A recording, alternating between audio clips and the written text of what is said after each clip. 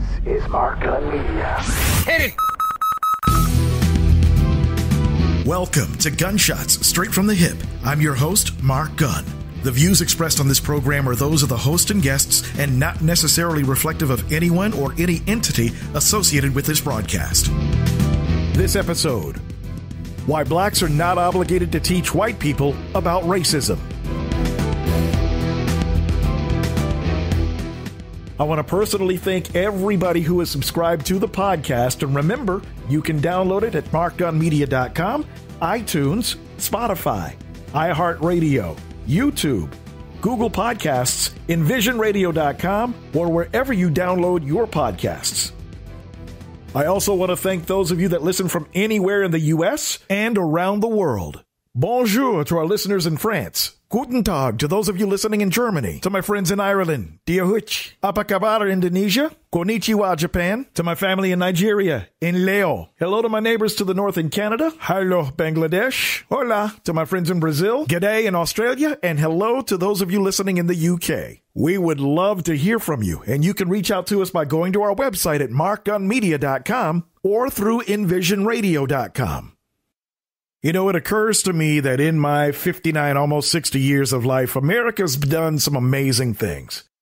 We've been able to send a man to the moon on multiple occasions. We've been able to find cures for polio. We've made advances in math and science. And even as we speak, we're rolling out a vaccine for the deadliest pandemic to hit this country since 1918. But you know what we've never been able to solve? Racism. America's biggest and oldest sin. Black people have been telling you it's been a problem since, well, longer than I've been alive. There's plenty of evidence of it in your history books, television. Charlottesville, the Black Lives Matter protests this past summer. Even the white guy that was just arrested for murdering 8 people, 6 of them Asians. But as much as we've tried to get you to see the problem, and I have to give credit to some of you because you actually get it, you understand, and you've been doing your part in order to solve this problem. But there are far too many of you that really, honest to God, don't get it, or you're willfully ignorant, or you get it and just don't give a damn. And so what you're starting to see across social media and across the internet, more and more black people like me proclaiming that it is no longer our responsibility to teach you about racism.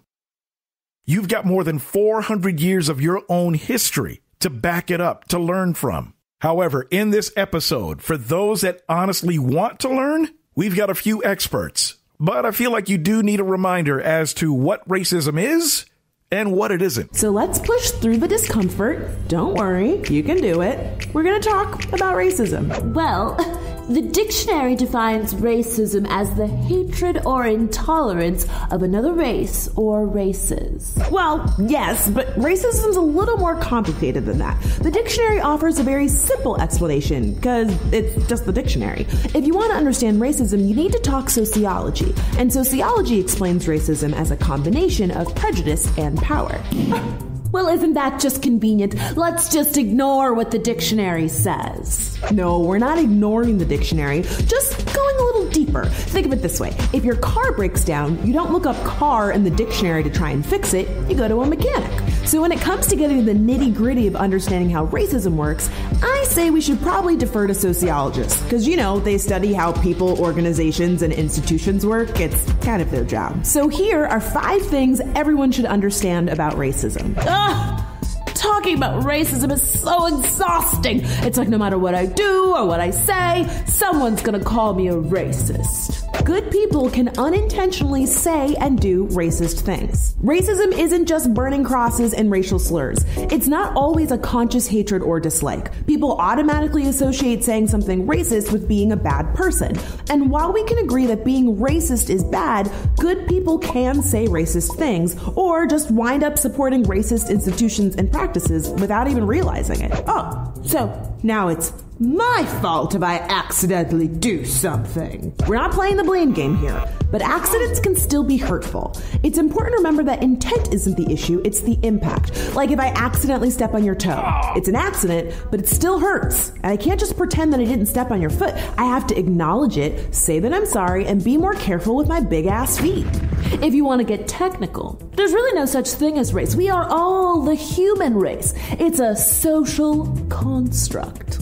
Race is a social construct, but that doesn't mean racism isn't real. A social construct is a category, perception, or idea created and developed by society, and then it's applied to individuals or groups. So yes, we're all part of the human race, but the human race did this funny thing where they categorized everyone based on skin tone and regions. Even though social constructs are made up, they're still real. I mean, money is a social construct. Fundamentally, it's just a piece of paper, but it still keeps people up at night and has a huge effect on our day-to-day lives. Marriage, fashion, good and evil, they're all social constructs, but they're still real things. The same is true for race. White, black, pink, purple, polka dots. I don't know why we need all of these labels.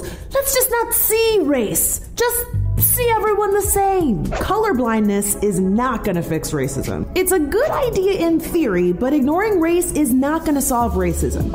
Race isn't the problem. Treating people differently based on race is the problem.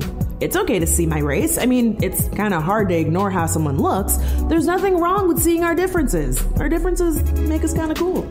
Okay, but when are we going to talk about reverse racism? Reverse racism is not a thing. I've been bullied, beaten up, and called all sorts of names in my lifetime, and you're going to tell me that's not racism? Whoa, that sounds awful. I'm sorry, none of that stuff is okay. But those are examples of racial prejudice, not racism. That's because racism isn't just about individuals. It's about institutional power. Racial prejudice is not cool, but when a person of color discriminates or stereotypes a white person because of their race, in the United States, they don't have the institutional power to back them up and say that those feelings are okay. Institutions are things like schools, government, the military, corporations, and our justice system. All of these things shape how people of color are treated as a group and as individuals. That's because racism is not just on a person-to-person basis. It's big picture things, like people with traditionally Latino or black sounding names having a harder time getting job interviews, even when they have the same qualifications as white people applying for the same job. Or people of color facing harsher prison sentences for petty crimes in comparison to white criminals. It's also harder for people of color to get home loans, on top of housing discrimination that often keeps them out of predominantly white neighborhoods. This is how individual feelings about people of color are supported by institutional power. Prejudice of any kind isn't okay, but it's important to understand that prejudice and racism aren't the same thing. I never thought about it like that. Well, you are not the only one. Racism is complicated and overwhelming to think about, even for me. But understanding what racism is and what it isn't is the first step in fighting against it. You know, one of the things that makes talking about race with white people so frustrating is the instant denial. Oh, it's not race, it's class. Well, I've never seen it, so it doesn't happen. Oh, you're blowing things way out of proportion. Or the tried and true, not all white people, but we'll discuss that later. You heard the term systemic racism mentioned a little bit ago. In case you don't understand exactly what that is. This is Jamal. Jamal is a boy who lives in a poor neighborhood. He has a friend named Kevin, who lives in a wealthy neighborhood. All of Jamal's neighbors are African American, and all of Kevin's neighbors are white. Because Jamal's school district is mostly funded by property taxes, his school is not very well funded. His classrooms are overcrowded, his teachers are underpaid, and he doesn't have access to high-quality tutors or extracurricular activities. Kevin's school district is also funded by property taxes, so his school is very well funded. His classrooms are never crowded, his teachers are very well paid, and he has access to high-quality tutors and lots of extracurricular activities. Kevin and Jamal live only a few streets away from each other. So how come they're growing up in such different worlds with such different opportunities for success? The answer has to do with America's history of systemic racism. To understand it better, let's look at what life was like for Kevin and Jamal's grandparents. Decades after the Civil War, many government agencies started to draw maps dividing cities into sections that were either desirable or undesirable for investment. This practice was called redlining, and it usually blocked off entire black neighborhoods from access to private and public investment. Banks and insurance companies used these maps for decades to deny black people loans and other services based purely on race. Historically speaking, owning a home and getting a college education is the easiest way for an American family to build wealth. But when Jamal's grandparents wanted to buy a house, the banks refused because they lived in a neighborhood that was redlined. So Jamal's grandparents were not able to buy a home, and because colleges could prevent them from attending through legal segregation, their options for higher education were really scarce. Kevin's grandparents, on the other hand, got a low-interest loan to buy their first house and got accepted into a handful of top universities, which traditionally only accepted white students. This opened up a wealth of opportunities that they were able to pass on to their kids and grandkids. Even as late as the 1980s, an investigation into the Atlanta real estate market showed that banks were more willing to lend to low-income white families than to middle or upper-income African-American families. As a result, today, for every $100 of wealth held by a white family, black families have $5.04. A 2017 study confirms that redlining is still affecting home values in major cities like Chicago today. This explains how Kevin and Jamal inherited vastly different circumstances. Unfortunately, the story doesn't end there. A big part of systemic racism is implicit bias. These are prejudices in society that people are not aware that they have. Let's go back to Kevin and Jamal.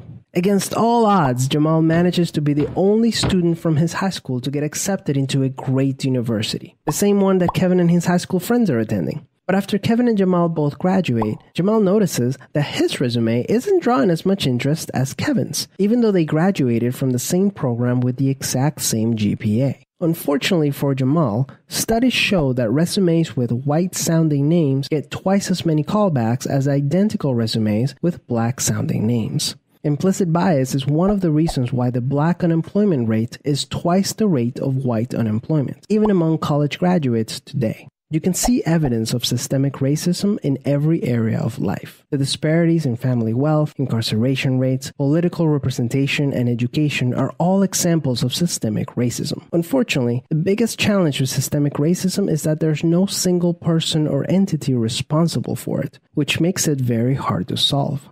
So what can you do? The first thing you can do is work towards becoming more aware of your own implicit biases. What are some prejudices that you might hold that you're not aware of? Second, let's acknowledge that the consequences of slavery and Jim Crow laws are still affecting access to opportunity today. As a result, we should support systemic changes that create more equal opportunities for everyone. Increasing public school funding and making it independent from property taxes would be a great start, so that poor and wealthy districts can receive equal access to resources. Systemic problems require systemic solutions. Luckily, we're all part of the system, which means that we all have a role to play in making it better. One of the other things that's so frustrating when trying to deal with the issue of racism is the silence of a majority of white Americans. As a matter of fact, former Attorney General Eric Holder once called the United States a nation of cowards when it comes to dealing with racism. Why is it so difficult for some of you to talk about this? It's very uncomfortable to talk about race. It's not something I do. I am feeling apprehensive because I think there's a lot of reasons why I feel like I should be able to talk about race. I don't want to say anything, that would offend anyone. It's a very touchy subject. It's still difficult, even if you feel like you're on the right side of it, to have a dialogue about it. Especially for white people, because we don't want to see the racism that we may be holding on to. I don't know. Maybe I am racist. I certainly don't like to think that I am. And I think that's, too, because the perception, in this society, perception of a racist is a guy in a robe. Now I understand that it's a system of advantages and disadvantages based on race. So as much as there's the disadvantage piece of it, there's the advantage piece of it, which is what I experience as a white person. I want to bring up race, and I want to bring it up in a frame that helps my children think that there's no difference.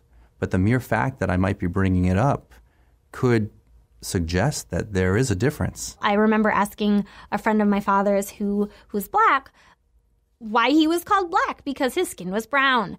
And I've learned that lots of people that are white ask this question, and maybe they also received the answer that I got from my parents, which was like, oh my gosh, we're so sorry that she asked that, and it's just a term, like, move on. I know that I'm white, and I guess I'm part of that collection, but I don't think about being white.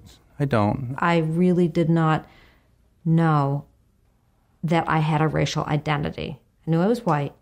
I had no idea what that meant, how that had shaped my outlook on life, how that had shaped my sense of optimism, sense of belonging, sense of safety, sense of feeling entitled to go help children that I thought were a part of a community that couldn't figure out how to help themselves. I think that impulse, that kind of colorblindness impulse, comes mostly from white people. Like, I've never heard, I mean, I don't know. I'm sure it comes from all people of all kinds, but I've heard it most from white people who are saying, like, let's do this as a way of getting past this racism thing.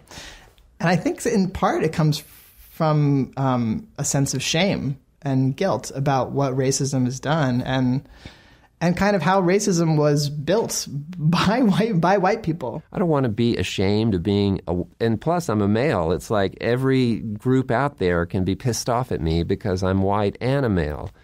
And that's a weird kind of burden that some people do feel, and I certainly feel it sometimes from people that I'm privileged, I get stuff that other people don't get. I think we're all implicated in a racist system, and I play my part in it as a white person. So I do have individual responsibility and accountability. I mean, I'm part of the system, and I do things that both perpetuate it, and I try to certainly do things that challenge it. I realize I've never said anything. When I've heard racist jokes, when I've heard racist comments, I've never said anything. I've never spoken up and said, hey, that's racist. Not once. In my mind, I'm not involved in any conflict that involves race. I've only been the beneficiary of it. So to talk about it is I don't think I would sound very wise. Being white means that I have the privilege to think that I'm not affected by racism. Or that I don't even have a race, because I have all these other things like a gender and a sexual orientation, and those are pretty neat, so I don't have a race. But I do, and I'm white. So while a lot of people are uncomfortable in talking about racism, a lot more of us, black people and people of color, are really uncomfortable in having to deal with it. I've always maintained that racism in this country was a problem created by its white citizens. And to ask the victims of that racism to tell you how to solve it is like asking a rape victim how not to get raped. If you really think about it, honest to God, what sense does that make? Especially since we've been talking about this ad nauseum and your reaction is to be annoyed or dismissive. If racism is going to be an issue that gets resolved in this country, it's going to have to be done by other white people. To be white in so many ways is to be raised to be functionally illiterate on the topic of race. I am white, and part of being white is that I was not raised to see myself in racial terms. I mean, I understood that somebody had race, but not really me. To be white is to see oneself outside of race, to see oneself as a unique, special individual, exempt from the forces of socialization. Robin DiAngelo, author of White Fragility, Why It's So Hard for White People to Talk About Racism, debunks the most common myths white people have about race. Myth number 1, I don't see color. I'll never forget a moment of standing beside a black man leading a workshop on race, and a white woman said to him, I don't see color. He said, well, then how are you going to see racism? Because I am black. I do think you know that, and I have a different experience than you do. And you're not going to be able to understand that, and you're not going to be able to support the parts of that experience that are really painful and problematic if you refuse to acknowledge my reality. I don't see color is really a way of saying I refuse to acknowledge your reality. Myth 2, I have black friends. What's important about that narrative is it reveals what the person thinks racism is. So if the person is using proximity, fondness across race as evidence of a lack of racism, in order for that to be good evidence, a racist must not be able to do that. So that rests on an understanding that a racist cannot tolerate proximity to people of color. And I'm hoping that we can see that's pretty absurd because, trust me, even avowed racists can tolerate being around people of color, and often are. Race has nothing to do with it. It's about class. You cannot talk about any other issue without talking about how race informs that issue. And when someone says it's about class, that tends to function as a way to get race off the table. Another myth, focusing on race is what divides us. First of all, we're already divided by race. And focusing on race is not what did it. I would say not focusing on race, refusing to grapple with how race shapes virtually everything is what keeps us divided. And that is a very white narrative. All of those narratives function to get race off the table, close the exploration, exempt the person from any further engagement, and protect the racial hierarchy and the white position with it, which is an unequal hierarchy. The challenge I want to offer my fellow white people is changing the question from if to how. So dominant culture asks, if I'm racist. And I want to change that question to how have I been shaped by the forces of racism? How is racism manifesting in my life? Because it circulates 24/7, 365. None of us can be and none of us were exempt from its forces. And this is where individualism can come in. I have a particular story, but that story didn't exempt me. And so I can ask myself, how did all the things I see as unique about me set me up into the overall racist structure? Because it did. You know, it's been my experience whenever these conversations about racism come up online, there's always some jackwagon that wants proof, some sort of evidence. Well, you know what? No, I'm not doing that. And there's no other black person listening to this that should do it either. Here's why. We've had our entire lifetimes to learn about you and your culture. We've had to unlearn all of the bull that we learned in your American educational system about who we were and our contributions. We've had to dig through the muck to learn the truth about who you are and your true history. So if you want proof that racism exists, or if you want to learn more about what we're saying, you do the damn homework. Google is free.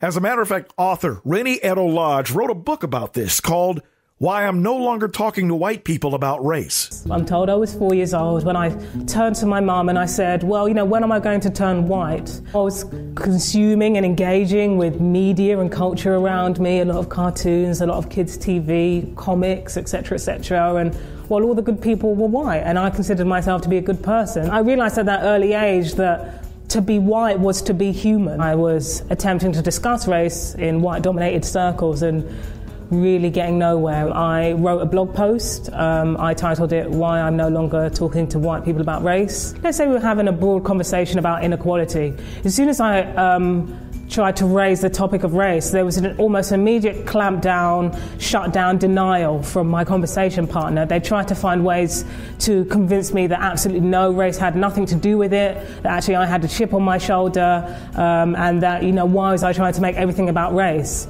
Because when you discuss race in the conversation, you become the troublemaker, you become the problem. I dedicated a whole chapter in the book to discussing intersectionality, and it's really from the perspective of my doomed encounters with white British feminism. And they were really doomed because I was surrounded by very nice, white, middle-class women who just didn't want to hear about race. And I was told I'm splitting the movement, I'm being divisive, etc., etc., etc.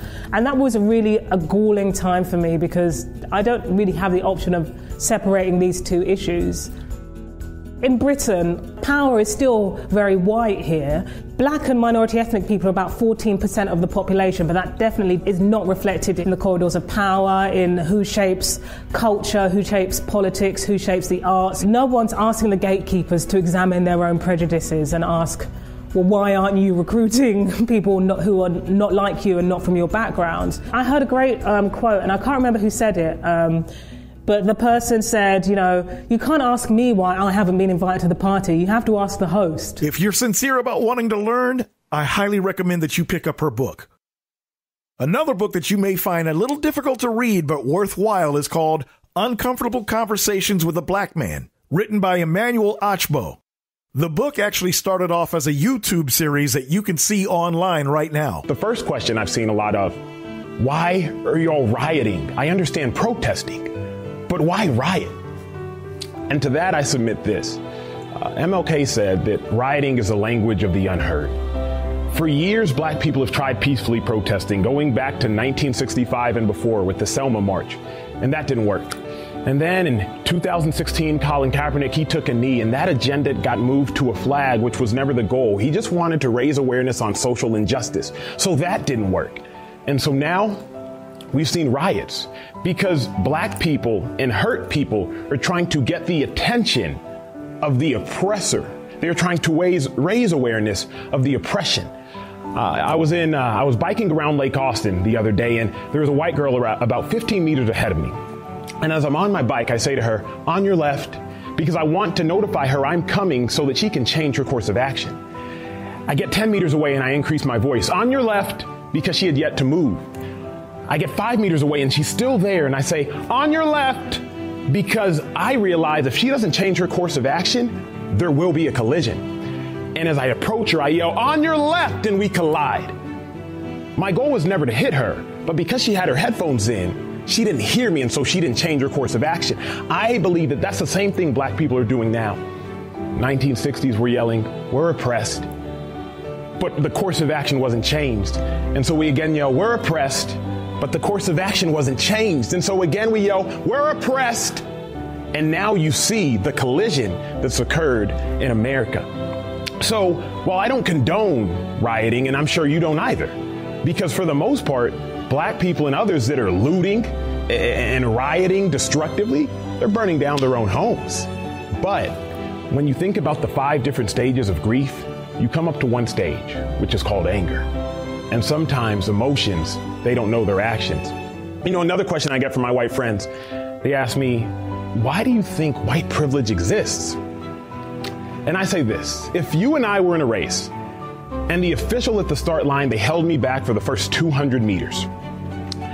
And you had a 200-meter then head start. The only way to level out that race is to either stop you from running or put me on a golf cart and catch you up and catch myself up. Well, you see, what we've done in America is we've simply said, okay, Emmanuel, you're now free to run. And we've acted as if it's a fair race, when in all honesty, black people were held back for hundreds of years. And so if in the late 1960s we say, okay, black people, you can go now, that's not a fair race. LBJ, he said it best when he said, you can't shackle and chain someone for hundreds of years, liberate them to freely compete with the rest, and still justly believe that you've been fair. So white privilege it's having a head start due to hundreds and hundreds of years of systematic and systemic racism. It's having a head start intrinsically built into your life. It's not saying your life hasn't been hard, but what it's saying is your skin color hasn't contributed to the difficulty in your life. I live in an affluent neighborhood in Austin, Texas, and if I ever go to my mailbox and I see a white woman walking up to the mailbox, I consciously sit in my car because I don't want her to feel like I'm a threat. If I'm on an elevator with a white person, I try to hit the button first and get off the elevator first because I don't want them to perceive me as a threat, because I realize at any point in time, whiteness can be weaponized. Amy Cooper, Central Park, the woman who called the cops on a black man who wanted her to leash her dog because it was illegal to walk your dog without a leash. And she used 2 words that are a death sentence for black people. When she called the cops, she said, there's a black man who's threatening my life. Both of those things, as far as when you compile them together, were a lie. Because that black man, he was a bird watcher. And while so many people saw that incident and they were heartbroken, I, as a black man, saw that incident and was reminded of 1955.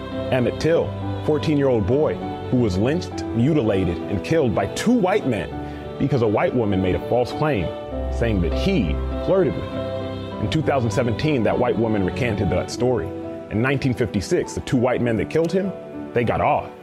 And they admitted that they did it because they knew they couldn't be charged again due to double jeopardy. That, to me, is white privilege. The ability to weaponize your whiteness and the ability to live life unconsciously. Because I, as a black man, have to calculate every move I make the second I walk outside my house. Another question I get that I'm sure several of y'all have thought, if not your kids have, how come black people can say the N-word, but we can't? I had to do some research on that to educate myself a little bit further. The N-word is synonymous with oppression, execution, and subordination. Black people were so long treated and viewed as no more than the slave to a master. We were viewed as dirt, and that word is synonymous with that. So there is a visceral reaction whenever we hear that word coming out of someone whose complexion is white that reminds us of the pain of our ancestors. Black people took something that was meant and originally used as evil, and we turned it into a term of endearment. So white people, I submit that you can't, shouldn't, and nor should you ever have a desire to say that word, whether quoting a rap song, a movie, or anything. Because remember, that word is truly synonymous with hatred. The abolitionist Frederick Douglass, he wrote when talking about his master that reading and learning would spoil an N-word. Because remember, black people were nothing more than a slave to their master. And when you think about, well, then why are black people saying it? And if I can't say it, then you should neither, black person. We've been oppressed for so long, our rights have for so long been limited, that for you to now try to again limit our speech, it's painful. Here's the bottom line. Black people have done the heavy lifting when it comes to this issue, and frankly, we're sick and tired of it. We're tired of being your encyclopedia when it comes to dealing with an issue that we didn't create.